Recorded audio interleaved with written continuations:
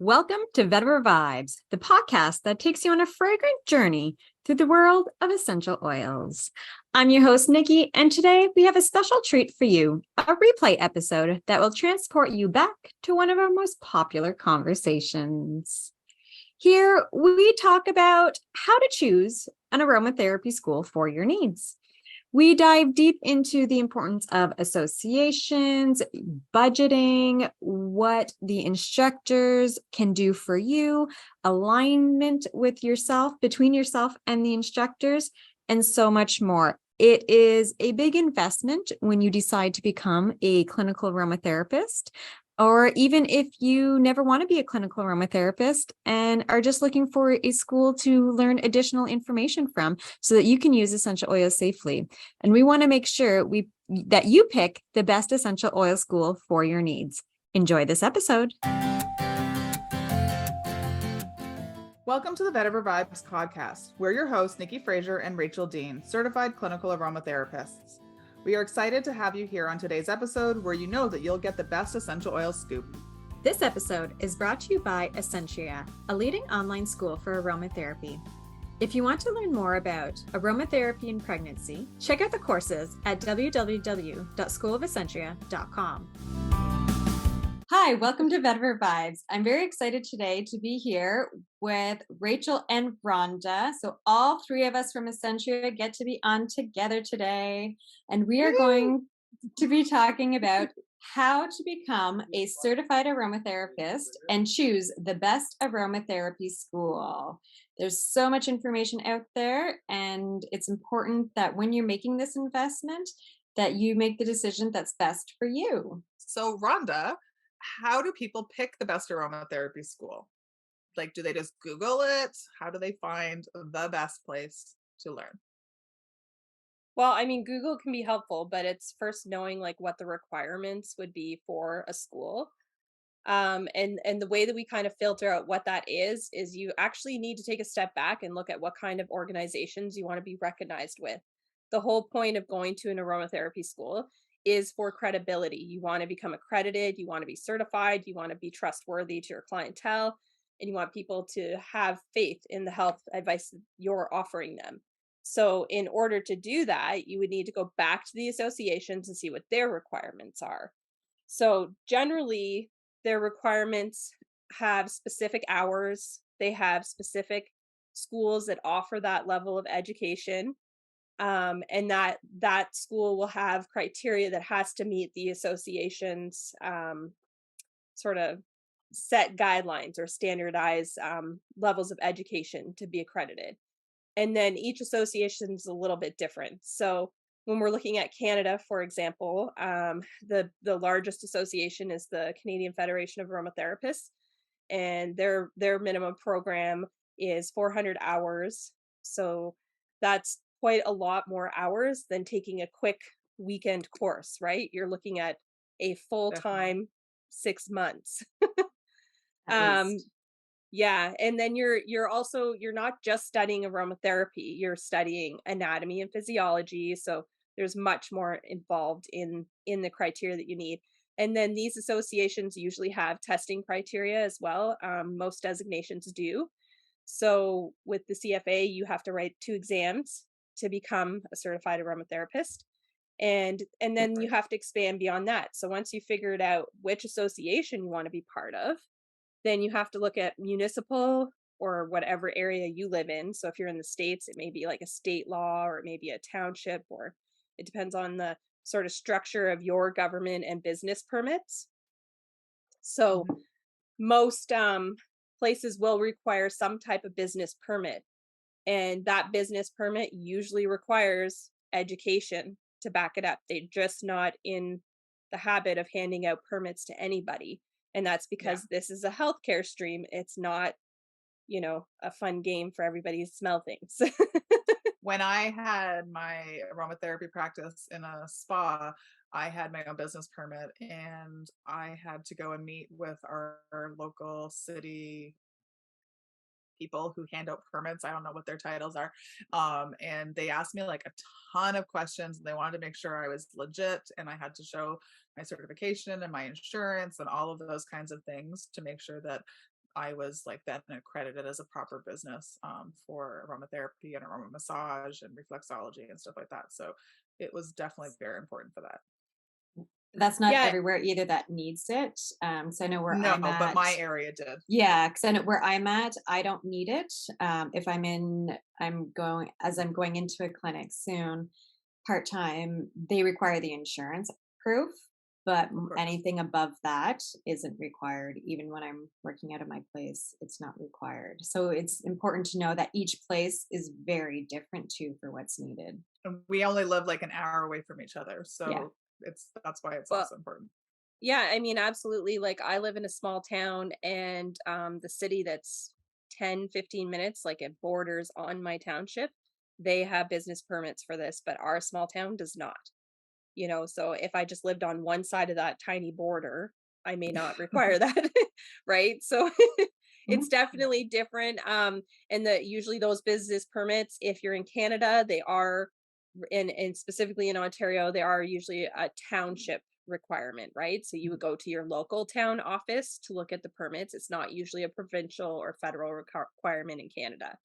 I Yeah. can't speak for the states. Unfortunately, I haven't opened a business down there, but it's still worth checking because you don't want to be on the wrong side of not having a permit.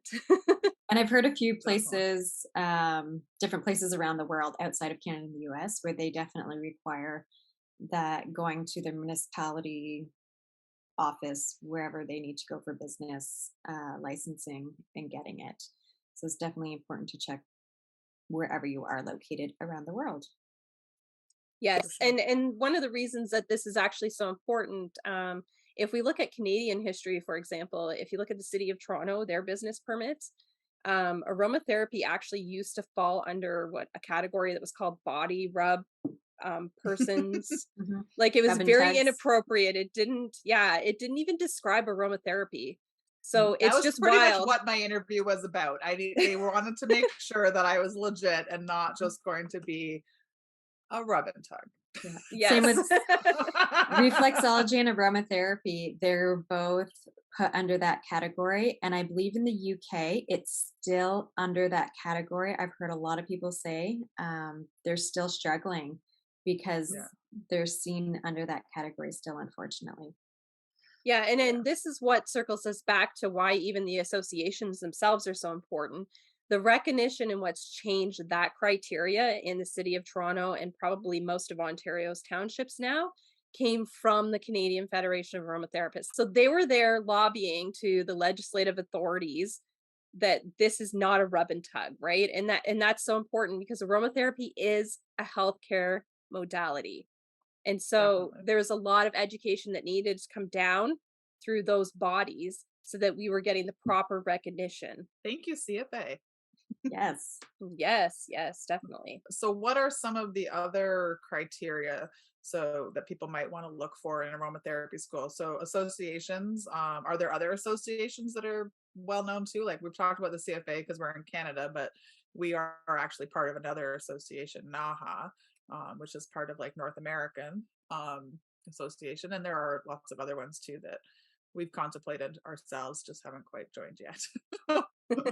Well, and with NAHA being the biggest one in North America, I mean, and they're recognized worldwide also. So it's nice to have being part of that association where people around the world have the respect for that association. Of I think it course. makes a huge difference. And like you just said, there's so many associations around the world, though. So depending on what country you're in, I know Australia has a really good recognized association. So does the UK.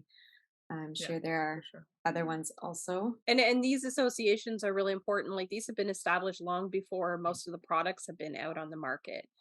Mhm. So when we're looking at, for example, like the Canadian Federation of Aromatherapists, that was started in 1993. It's been almost 30 years.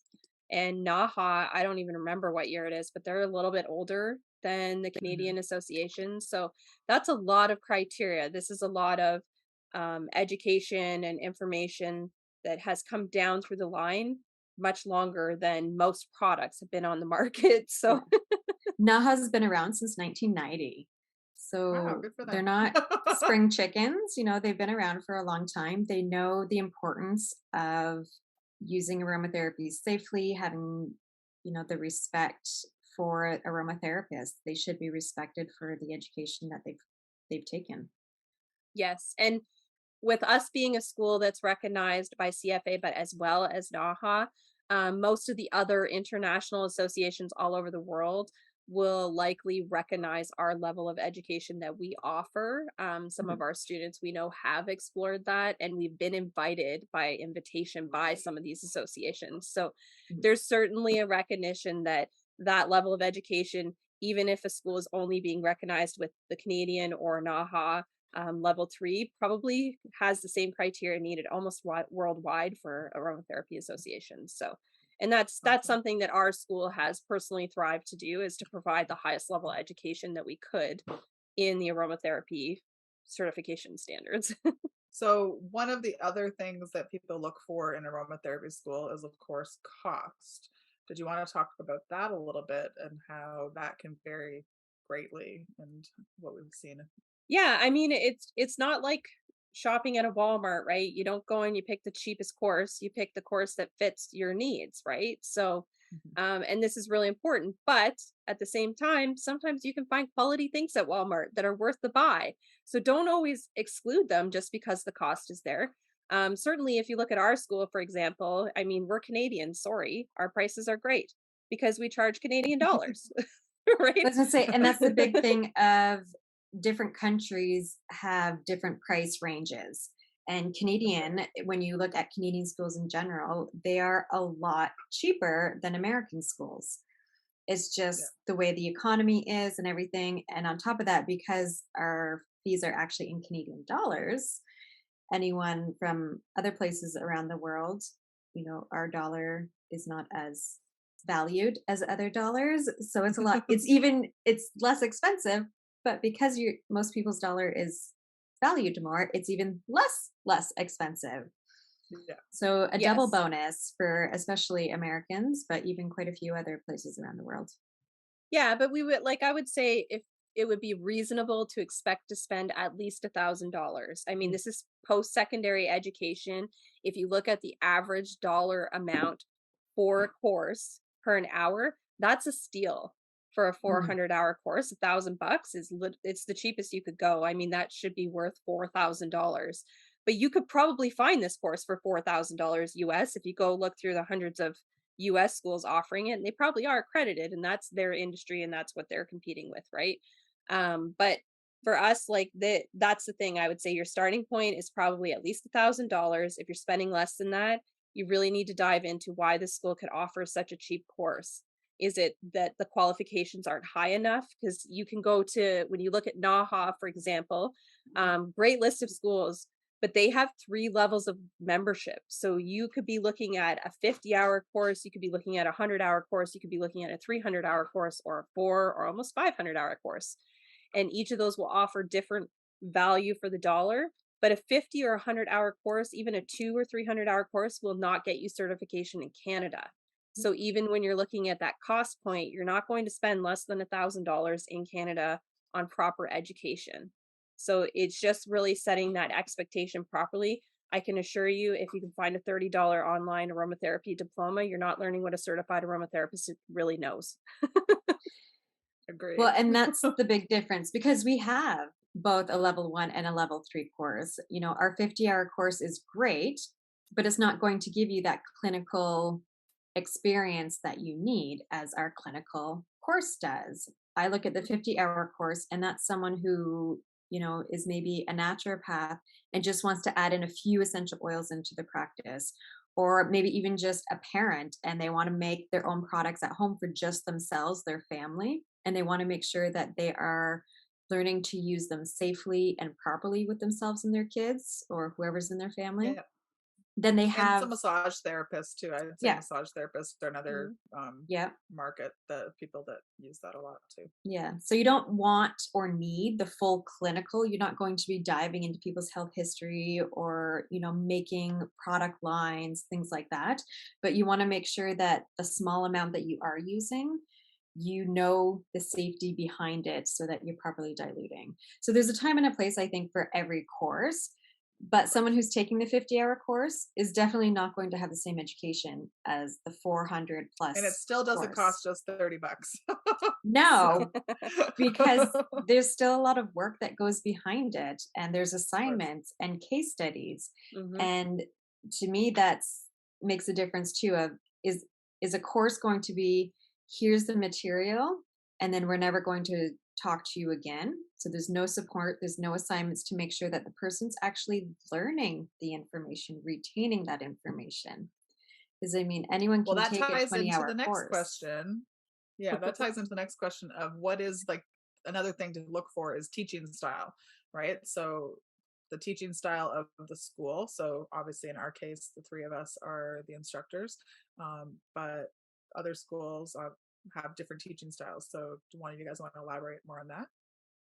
Yeah, so when we're looking at teaching styles, this does kind of weigh into cost a little bit too. This is why you can look at one school that charges $1,000 and another school is charging four, right? It's sometimes it's the delivery method, it's the cost of that school. I mean, certainly I would expect that every school that prices their courses as they do, the value is still there. So we're not discrediting that at all, but the actual cost is associated with how they administer it. If you're teaching an in-person class, you're renting a facility, right? You're also paying for insurance. Then you're providing print material to your class your class of students. You're bringing technology with you. Like there's a lot involved with that. When you're looking at a school like ours, we're online. So the most beneficial part of being online is you have that cost control factor and the flexibility. So we offer a course that you can sign up for at any time of the year. There's no enrollment period. The enrollment period is 365 days of the year. So when you're ready, we're ready for you. Even And if we're then on vacation, we're still ready for Yeah. you. absolutely. You can find us on a beach somewhere in the Muskokas or maybe in another country for that matter, all celebrating your enrollment because we're still working while we're Yeah, on vacation. exactly. But and that's just because we love our jobs, right? We're not doing Of something course. that we need a vacation from here. But it absolutely is. So that teaching style, it weighs into that. And the way that we offer our teaching style is that we made our course available to everybody all over the world. And we were able to keep our costs low because we offer that online piece. We don't have the in-person meet every week, and those things do have an expense to them. But the support may not be that much different. If you reach out to us, you'll learn very quickly that we're very responsive to emails. We do have support groups, more like Facebook, student groups, for example. And we're usually pretty quick to answer questions, except for those vacations. Those are the time we might not answer right away. But Please quickly. but there's three of us, and it's very rare that all three of us are even on vacation together at the same time, right? So you're still going to get more support because there's more of us. Like, I'm not sure that there's another aromatherapy school out there that is run by three instructors. I haven't found it. Maybe somebody else has. But that's something that we're very unique for. There's three of us. We've taken our three minds and collectively collaborated a unique course based on our experiences in practice and our education in aromatherapy. And So that just to go back to what you were talking about, like in person, I think that's one of the biggest factors is everyone knows, most people should know their own learning style. And that's where if you really can't do computers and you can't do independent learning, then you need to, and you really need that in person, then those in person might be what's more needed for you. But that's going to be a big thing, like you mentioned, as to why the price might be more. Going into a certain facility, into a learning environment once a week for 6 months isn't necessarily doable for a lot of people. And that's why we did the online where everyone has such different schedules, different needs, and you can work around it, around your own schedule needs, you work, family, whatever commitments that you have. Because I know that was one of the biggest things for me. It was I just didn't have the time to meet somewhere in person once a week, twice a week for however long it was going to be. There was just no possible way I could ever do that. I think one of the other things too that people should keep in mind when they're looking at schools is, if it's in person or online or correspondence, because sometimes people will just send a book out and then you correspond with your school. That's all great. Is also understanding if there are um, if it's just online and it's just text and words, can you print the material, which we do offer that ability, but not everybody does. Can you print it? Can you is there videos so that you can watch and hear it? So sometimes if you are just getting things in a printed format, you also want to hear it. So we went through our course when we did a big update about I guess Almost 2 almost a year years ago ago. now. And oh my 2 gosh, years ago, almost. time goes so fast. But we added videos to our course after we launched because we knew that that was something that would help a bunch of people. And then, of course, now we have these podcasts too. So people are able to listen to that and get to know us there too. But it's important just to know and understand all of that when you're going in as to what exactly is being offered, I think. And that makes So, me think too of, email into the school that you're inquiring. See if you actually click with the instructor, because to me, that's another big thing. If you email in and you get short, snippy responses versus, actually answering full questions, that type of stuff, like building that rapport. For myself, it's something that's important. I've reached out to different companies wanting to spend money with them, and when they don't get back to me for 3 months, or what I do get a response back, it's something that's just short, and I just don't feel the vibe there. um yes. then to me And that we makes a love getting difference. those emails. We love it. We love i when do, someone emails us asking us questions about our course. It is like literally one of our I favorite do. things every day.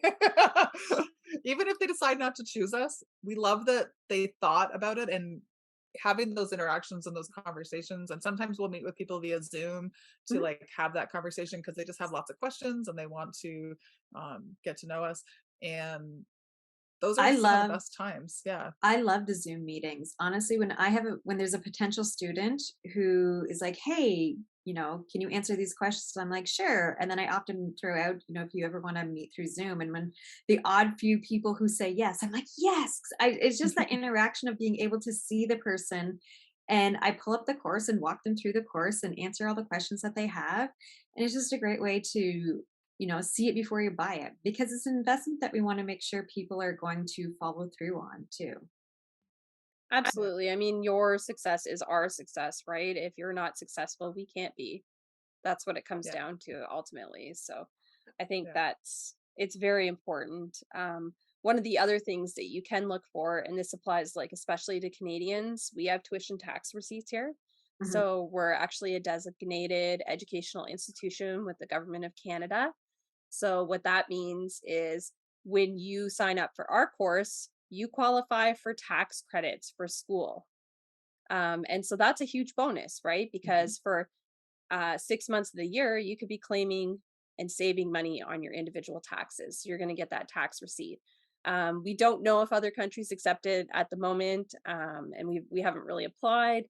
But certainly, you could always try because we are recognized in Canada. I can't see why another country would deny it, but the alternative is sometimes there's the option to write it off if it's a business expense too, right? So, but Yes. that tax piece is like so important. There are lots of schools out there, not all of them have pursued that designation. And just being recognized by the government. I mean, we've put the effort to go through that, and it just shows that extra level of credibility and professionalism that we want our students to look professional and be credited too, like you taking a course from a legitimate school. One of the other things that we think is really important when you're looking at a school is looking at that connection that you can build with the instructors and the school. So what we mean by that is um, most of your instructors will have diverse backgrounds. So they'll come from really interesting other things that they were teaching either before aromatherapy or they're integrated as part of their aromatherapy practice. Sometimes they might specialize in something really interesting. So, a really great example is perhaps a school that's run by a nurse might focus more in on medical sciences, where a school run by like a chemist might have fabulous chemistry, right? Although we do have pretty awesome chemistry in our course. Nobody's ever gotten less than 80%. So, And Thank you, it's Rhonda. but that, I mean, that's the important part, right? So those things do weigh in on how the instructor wrote the course. And so when you're looking at our course, there's three of us. So you're going to get really diverse interactions from all three of us. So if you actually went back and you listened to our podcasts about each of us, you probably learned a little bit about each of us. So like I have children who are autistic, so a lot of my writings, when I write about things, I am influenced by sensory things, right? And chemistry and how things affect our body mentally and physiologically, right? Where if you had an instructor who was a nutritionist, they might talk more about the lack of nutritional value in essential oils or so it certainly weighs in on what there's sort of those fine tunes or those tweaks within the course. So just really go and read about the school, what they offer, who the instructors are, and get to know who the instructors are, because a little piece of your instructors is going to be in every course that you take, provided they wrote their course, I would assume, right? So we wrote our Of course from course. scratch, so it's designed by us, it's influenced by us, we wrote it, and it's from our heart. And I think um we show a lot of the three of us into it. I mean, with my background as a counselor, I've put a lot into like the subtle aspect is one of my big passions. Bringing in the mind, body, spirit connection is very important. And then even, specializing in pregnancy, children with aromatherapy, that's another huge one that, being able to develop those mini courses, things like that. And then Rachel with the business background, being able to offer some business information. And like we've all put so much of our own little expertise into it. We tried to well round it that way, which is mhm. nice. Yeah, Definitely. I mean, we definitely made the attempt to create a shop, a one-stop shop where you come to Essentria to first introduce yourself to aromatherapy, then pursue the certification, then grow your business with the aroma massage, and then expand it with the many mini courses. And if you're new to the world of being an entrepreneur, we have business courses. We will teach you everything you need to know about branding a business, what your clientele should look like, and we're going to be rolling out a course about how to launch your business, and it involves things like marketing and stuff. So we're very focused on your success as an aromatherapy practitioner. And if you're not interested in becoming the practitioner, we have free courses because we just want to teach. We love doing that too. And I think that's what's important when you're looking at a school. Do they just offer the one course and then that's it? And if so, that's perfectly fine if you don't want to explore in anything else. Or if you've taken a course somewhere else and then you want to expand and go look at a different school, right? Look around and see what's being offered. Because the other thing too is you might want to see if there's discounts. If you're already a student, some schools may offer discounts on other courses, things like that. So schools will often compensate students for their loyalty and give discounts on other courses. So that's something else that if you're looking for a school, how many courses do they have? And are they being loyal to their students and offering any kind of discounts like that too? It can make a difference. Yeah, what's For the sure. benefit of being a student at that school versus another school? So, I mean, there's always different things that you're going to find at each school, wherever you're looking at, wherever you are in the world. I think the biggest thing is just, do you feel a link to the school that you want to go to? If you don't feel that link, if you don't have that good vibe, then you're not going to do the work either. I know for myself, if I can be excited and then I enroll in something and then the vibe's just not there, I'm going to put it off to the side because it's not something I'm going to look forward to. So just really finding the school that's right for you is going to be the most important so that you actually do the work and do what's needed, because no one wants to waste that money and not get the certification at the end. And Definitely. we don't want you to waste that money either. No. We want you to succeed. So Rachel, what would be your last biggest point on what someone should look for in a school? I think that when they are looking for a school, that the connection is the biggest part. Because I know that when I'm learning from somebody that I want to know that I trust them. And all of my instructors to date in aromatherapy or elsewhere, obviously I do other education. It's important to know that that I can trust them and that I can ask questions and that it's open, that kind of thing. And the other point is just, I was going to say, making sure that wherever you are, that what you're getting from the school is what you need. So we offer courses that people are taking internationally, across the whole globe, and we're ideally they're getting what they need from us. Rhonda, what would be your last point? I think my last point is that I mean, that whole in-person versus the online piece, a lot of people kind of fall into, I need those scheduled courses for that accountability piece.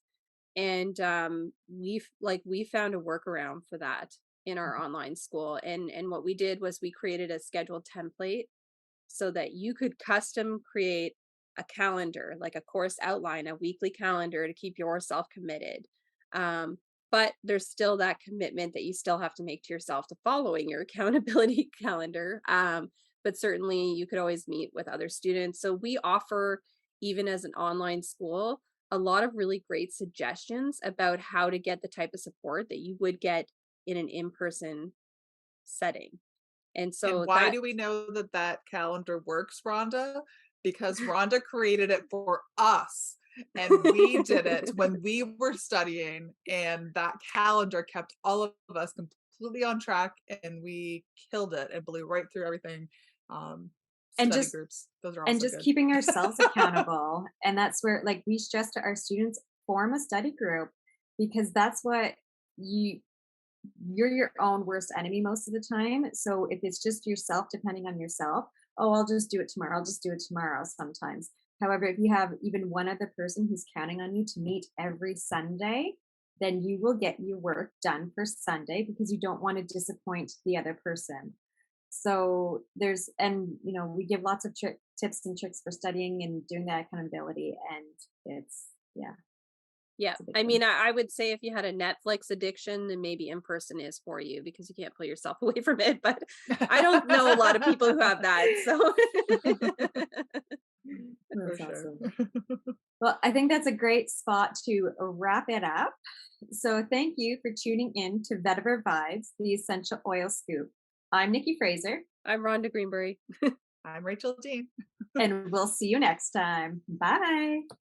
Bye. Thank you for spending your time with us here at Vetiver Vibes. This episode was brought to you by Essentria, a leading online aromatherapy school. Don't forget to check out some of our free resources at www.schoolofessentria.com. If you love this episode or you got a lot of value out of it, please make sure you share it with someone in your community who you think would enjoy it too. If you haven't already subscribed or reviewed the show yet, you can go on over to your preferred streaming platform and hit subscribe, then leave a review. This is the best way to help support us, and we appreciate it. Email us with a screenshot of your review, and we will send you a free guided meditation as our way to say thank you. This podcast is for information purposes only. We are certified clinical aromatherapists and holistic health professionals. If you have a medication concern, please refer to your health team. Everyone's health is unique to themselves, so the topics and suggestions stated may or may not apply directly to you.